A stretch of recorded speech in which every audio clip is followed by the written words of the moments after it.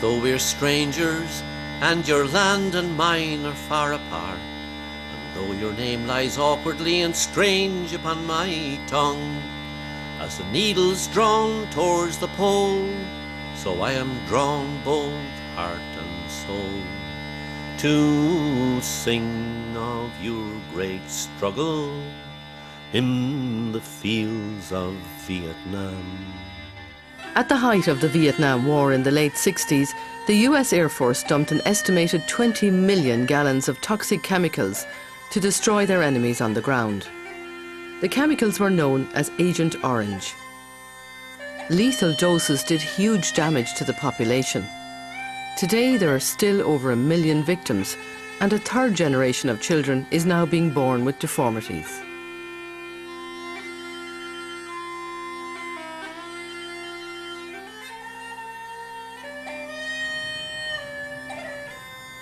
Since 1992, Irish Aid has supported the care of Agent Orange victims in Vietnam.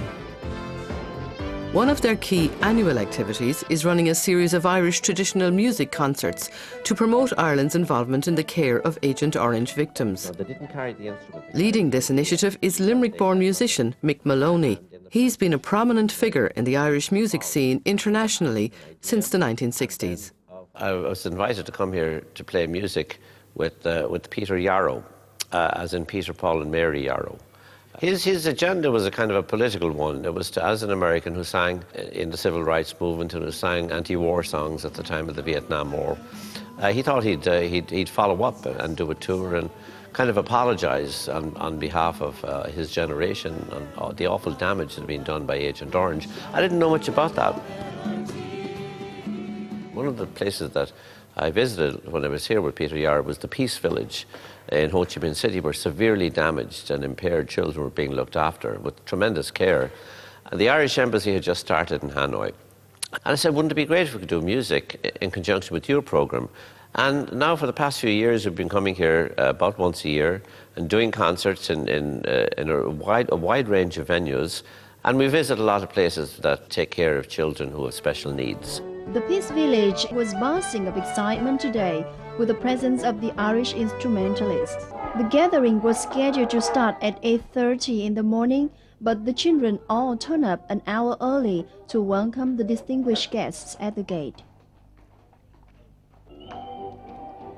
In the opening song of the exchange session, the Irish artists were close to tears as they listened to the children singing Peace for the Kids. It shows people who are affected that they're not forgotten and that the world does care. And to plug the music into those efforts that are being mounted, it's just a great honour. And we enjoy it and we feel very honoured. We feel very proud to be Irish, I'll tell you that much. Among the 6 performers who join Mick this year are sisters Michelle and Louise Mulcahy. Mick he's one of those giants in Irish traditional music. Everybody knows his name and knows the work that he does, and you know, his history as well, you know, being part of the very famous Johnson's group. And he's just one of those people that he's an encyclopedia, really, is the only way I could describe him. We first met Mick a good number of years ago now. Michelle and I were probably about 7 and 9 maybe at the time at the Willie Clancy Festival. And I know he'd played a lot with my dad in the 60s in London, and they'd been really good friends, but they hadn't met for a number of years. And we were rehearsing backstage for the Saturday concert, and Dad saw him and invited him to join us to play on stage, and we've been friends ever since. I think the nature of our concerts as well, I think, is going to be really unique, and I think significant as well, because, you know, we're connecting through music and song and dance to victims of Agent Orange and people who've really suffered. I think it's going to be quite an emotional experience. Da Nang military base was the central storage area for Agent Orange. It's just beside the airport. Over 40 years on, this area is still considered to be highly toxic and remains closed to the public. It's situated at the far end of this lake, where locals continue to fish despite government health warnings. The water still contains traces of the Agent Orange chemical. Irish Aid has helped fund a centre nearby for the 5,000 victims who live in Da Nang alone. Dong is 33 years old and he's worked in the centre full-time as an instructor since 2009.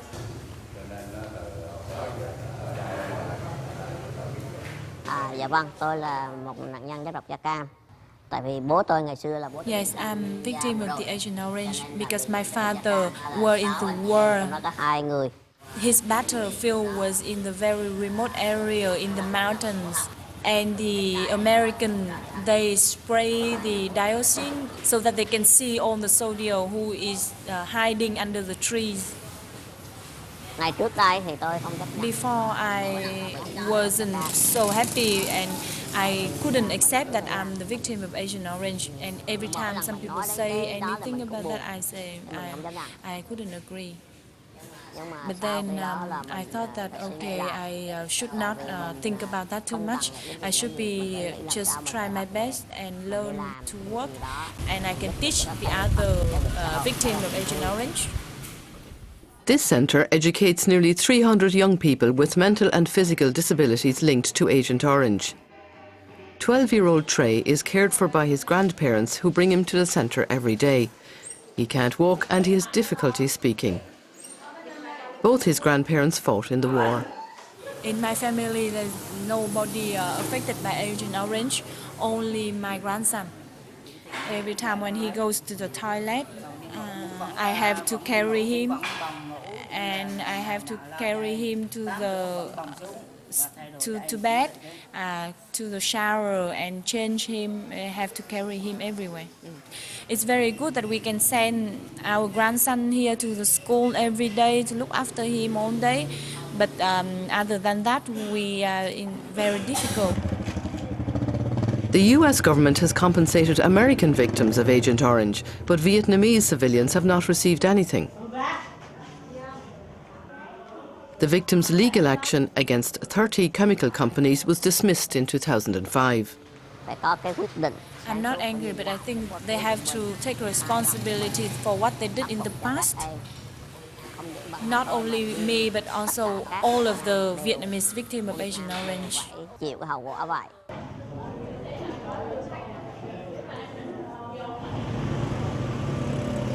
In Hanoi, the musicians arrive for their first sound check, less than 24 hours after landing in Vietnam from Ireland and the US. The youngest of the group is 19-year-old Dylan Foley from New York. It's unreal. I bumped into Mick a couple months ago, and he said, "Dylan, you want to come to Vietnam?" And I said, "Oh, sure, why not?" So I'm here. We arrived in yesterday morning at 6:20, so I was a little bit tired, but absolutely totally excited to be here. So I'm ready now for a great concert with Dylan, Niall, and Mick and Michelle. Dublin-born Niall O'Leary has performed for Irish Aid in Vietnam twice before. It's obviously very difficult for a child who's missing arms or legs and stuff, and there's a lot of people here in Vietnam who were victims of Agent Orange. They wouldn't necessarily be thinking of themselves as I'm somebody minus a leg or I'm somebody minus an arm, and so I think that they enjoyed the performance, and I suppose it's very special for me as well to think that I'm lucky enough that I have 2 good working legs and that I can do Irish dancing to the level I do.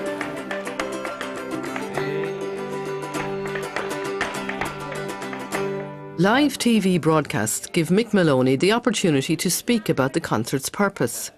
It's a way of bypassing the strict censorship around Agent Orange in the Vietnamese media.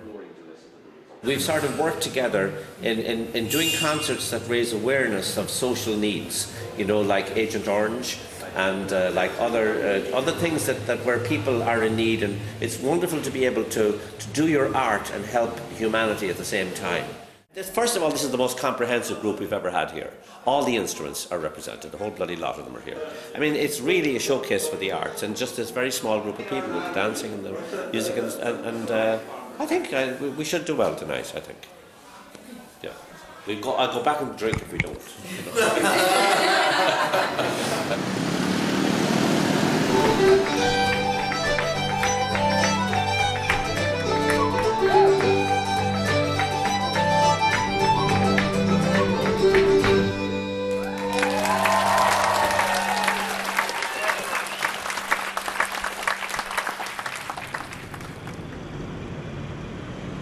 Early the next morning, the musicians make their way across Hanoi to perform for a group of Agent Orange victims.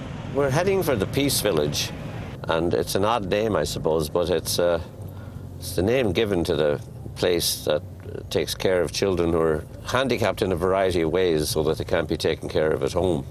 And these children are looked after in an extraordinary way by some of the finest people I've ever met. We're at the service of Irish Aid here, and what they do we like to support, and they support this Peace Village here. We're just coming right into it now. They support it, and so we support them. And it's very important that we bring our music everywhere we can. The Peace Village cares for 300 children on the outskirts of Hanoi. It's partially funded by Irish Aid. I didn't know what to expect coming here, you know, being an American as well, and the whole Vietnam War, and not knowing what it would be like. And I mean, just to come here and see the kids that have been affected by Agent Orange, and no matter what they've been through, they love the music, you know, and they were so ecstatic and so into it. It was great. There was a real warm sensation when we arrived in here. You know, we received the little boulabus, you know, and the little caps of excitement and the smiles as well. That was the one thing that really grabbed me as well. They're very taken by the shape of the instrument as well, because it's unusual really, that kind of a triangular shape to see here as well in an instrument. So, but I think it was the sound more so as well that they're really taken by. So.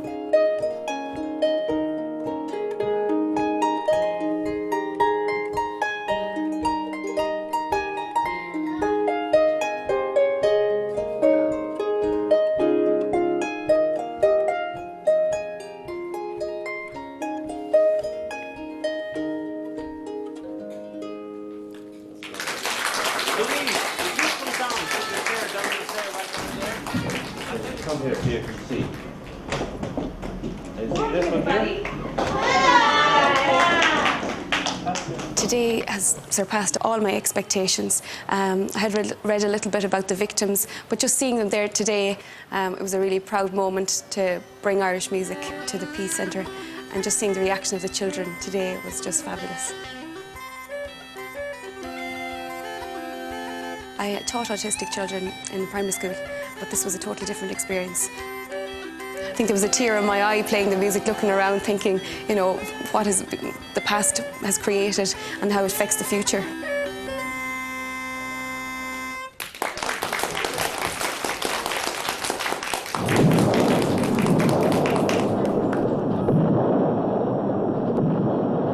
An enduring legacy of the Vietnam War is the threat of unexploded bombs still being uncovered all over the country.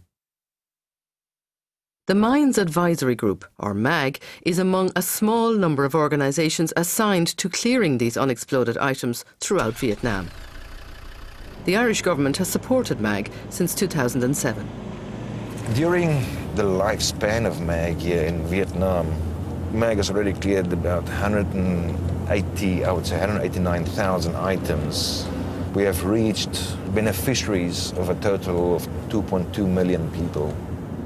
MAG concentrates its clearance efforts on the former demilitarised zone, which received the heaviest bombardment during the war. All right, so we're crossing the bridge on the 17th parallel where the old DMZ used to be, that separates north and south, and we're on our way to witness the mobile operations. It is clearance of gardens, and you can see this lady is searching for an item actually in worked areas. You can see the sweet potatoes. Yes, like sweet potatoes or something. So you can see the proximity to the house, you know. So I suspect that item to have been pretty deep, so they can do their normal planting over it. And that happens quite a lot. Even if they do report it, at times they will say, no, don't remove it until we have picked our crop. Then you can come back. But maybe we're miles away by then, but we will come back and fetch it. Others say, yeah, destroy it, take it away, please. What we have here on this end of the garden is the storage area for explosives, scrap metal, and any items that are safe to move. We will bring them over here, and at the end of the day, it will be taken to our demolition sites. So at this end, we have UXO storage, and So you've got 1, 2, 3, 4, 5, 6, 7 items in here. Yeah. So there's still a lot of explosives in there. Yeah. Yeah, all the explosives are still in there. Yeah, yeah. But fairly stable, it's not. Yeah, they're quite Yeah, stable, that's why they're being moved. Otherwise they would stay in position and destroy in position. If we maintain the numbers that we have now, I'm talking about all organizations, all technicians and deminers on the ground, I've heard people jokingly say it'll take 300 years, and that is nearly the truth, because there are still so much remnants people can see on the news.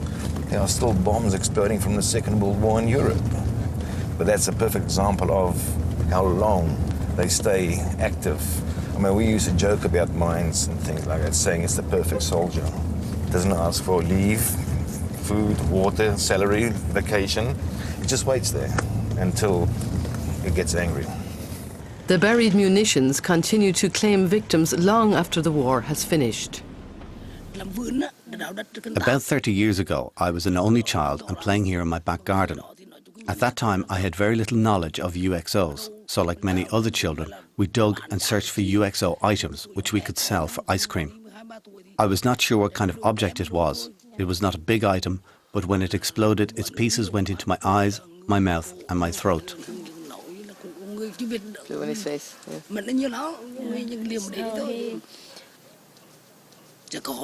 Before, we could only grow short-term crops, and we were afraid to dig deeper to grow long-term crops. These pepper trees have to be dug very deep in order to plant them. When MAG's project started, they cleared this garden of all UXO items. We are very grateful for their help. We're here. Yay! Good to be here in Ho Chi Minh City. It's a tad warmer. I said I travel very light. The musicians arrive in Ho Chi Minh City in the south for the final leg of their tour, accompanied by the Irish poet and broadcaster Vincent Woods. For me, this has been quite an extraordinary experience, to come to this country and be reminded of what war does and how the effects of war don't stop with peace. They go on for decades after. The amount of unexploded bombs that are left. This is the legacy of war, and this is what we have to fight against. And if poetry and music can do anything in any small way to help the work that Irish Aid is doing here, then I'm proud to be associated with it. We've had a great time here in Vietnam, and this is our first day in Ho Chi Minh, and so we're a little wrecked after traveling, but we're having a good time nonetheless. We've really become comfortable playing with each other. We've been having tunes, and it's just great because we all have the same repertoire. We all live in different places, but somehow when we come together, it works, And having the musicianship of Michelle and Louise is great. They're just wonderful people, wonderful players. And Michelle plays, 5 instruments, 6 instruments, totally amazingly. And it's great to work with someone, when you can connect on a social level. It's a great atmosphere. It's Thursday morning, and it's our last day here together all as a group. We've a small little performance tomorrow, but it's our last full day, and we're on our way to the Christina Noble Foundation. The Christina Noble Foundation was founded in 1990. Today, it cares for over 20,000 children throughout Vietnam and Cambodia. Christina's son Nicholas is the foundation's director. I'm very proud of the work that we do. It's tiring, it's frustrating, and at times it's extremely heart-wrenching. We have children who were once working on the streets or at risk of drugs, prostitution, gang-related violence, and these children are now graduating from university, becoming teachers, lecturers, nurses. So I think it's a really positive cycle that we're creating here.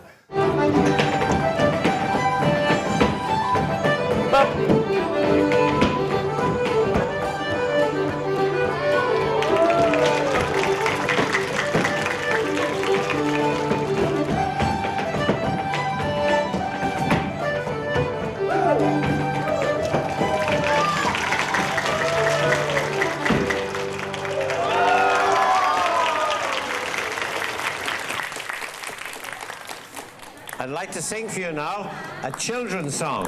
Out she comes to fight the snow, rings on the fingers, bounce on her toes. Out Johnny Mersey says she'll die, she doesn't get the fellow in the road, and I let the wind and the rain and the hail blow high. I think for the children, I was looking at them this morning, many of them were thoroughly enjoying it, and the staff as well. I mean, they were all dancing today and trying their feet at river dance, and that was funny for me to see.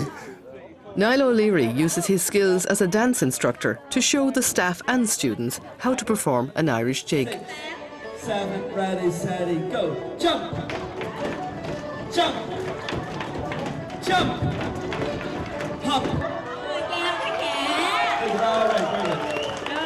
Well done, everyone. You were all brilliant. Well done. Now, these are cultural exchanges, and it's about opening the minds of the next generation, and that's what the Foundation likes to do as much as possible. Again, if we consider what they've been through, and they have been through hell and back, the fact that they can welcome us here, all of us here, with such warmth, which is a true testament to the people of Vietnam, I think. What happens there in the centre is really what music is all about. You know, just sharing and celebrating, and there's also the caring factor as well. That was part of the whole concert as well. Like, you know, you reach out to them, and they reached out to us as well. You know, they were completely in tune with everything we did. It was amazing.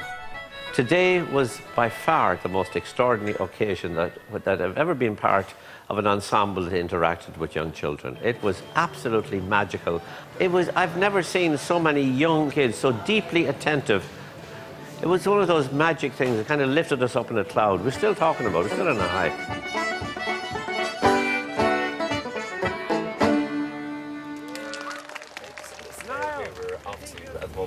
We're just on our way to the conservatory for a sound check for our concert tonight at 7:30. So really looking forward to this concert. I suppose it's our last one of the tour all week, but hopefully we'll go out with a bang. We're actually very sad to think that our time is coming to an end. We've had an amazing week here between Hanoi and Ho Chi Minh, and just great memories and moments that we're all going home with that we'll have really for the rest of our lives. So. For their final concert at the National Conservatory in Ho Chi Minh City, the Irish musicians exchanged some of their traditional tunes with their Vietnamese counterparts.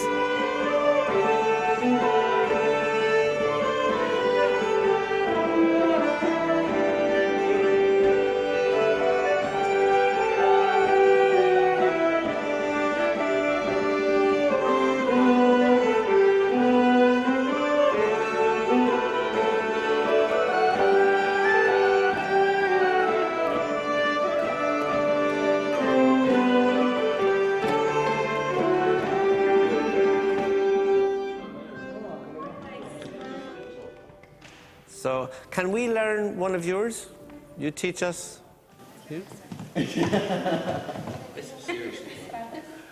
It's just amazing hearing all the different sounds we've never heard in this music before. You take a tune called Ongwe Nyas, the South Wind. It's a 16th century tune.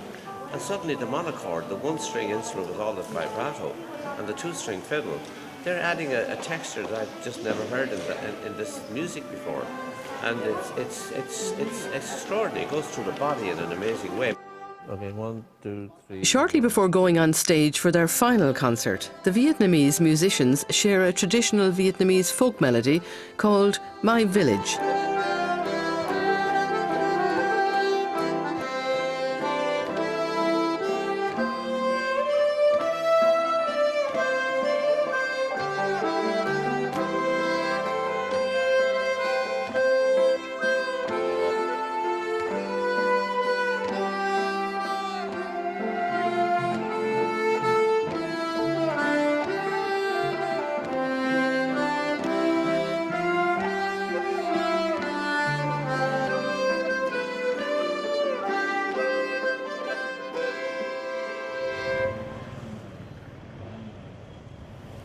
Music pours and gives us pipers' tunes, the woman at the river, Auron Gra Vietnam.